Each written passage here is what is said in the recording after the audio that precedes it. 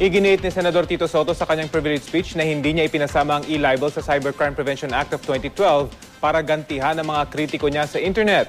Kaugnay nito, natukoy na ng NBI ang 20 miyembro ng grupong Anonymous Philippines at posible umanong sila ang unang masampulan ng bagong batas. Narito ang report. These cyberbullies should not be too presumptuous. Parang KSP, feeling important, the Senate will enact a law for them na kokontrain sila, re-retaliate sila.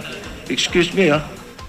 Halatang puno na si Senator Tito Soto sa mga pambabatiko sa kanya kaugnay ng anti-cybercrime law. Sa kanyang privilege speech, pinabulaan na ni Soto na ipinalagay niya ang libel provision para gantihan ng mga kritiko niya sa internet. Pinagdebatehan daw ang panukala sa Senado at noong January 24, 2012, iminungkahi niyang ipasok ang provision ng tungkol sa libel sa period of amendment sa plenaryo.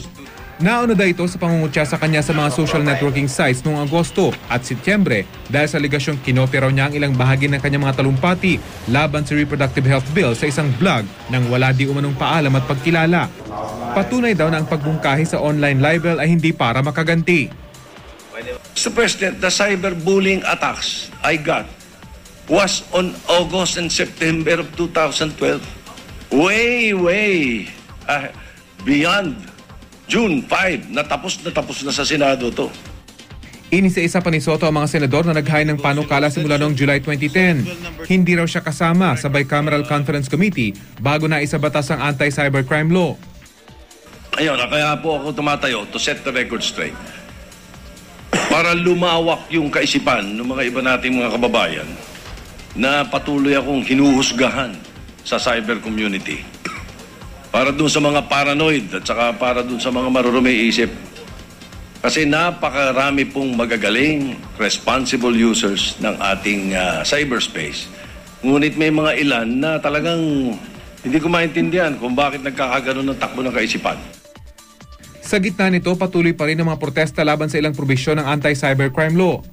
Nagsumiting Bayan Muna party list ng ika-12 petisyon sa Korte Suprema laban sa naturang batas. Nakatakda namang maghain ng amendatory bill sa cybercrime law si Senator Edgardo Angara. Nais niyang maamyandahan ang Section 19 ng batas na nagsasabing maaaring i-block ng DOJ ang computer data ng sino mang mapapatunayang lumabag sa batas. Gusto rin daw niyang maalis ang Section 6 na nagbibigay ng mas mabigat na parusa sa cybercrime. Sa gitna ng debate, patuloy naman ang pag-hack sa mga government websites ng ilang netizens na tumutuligsa sa Anti-Cybercrime Act. Napasok na rin ng mga nagpakilalang Turkish hackers ang website ng Department of Transportation and Communications. Sa ngayon, nasa 12 government websites na ang napuntirya ng mga hacker. Pero ayon sa NBI, ligtas sa mga sensitibong datos ng pamahalaan na nasa ibang server. E-vandalism lang daw ang nagawa ng mga hackers.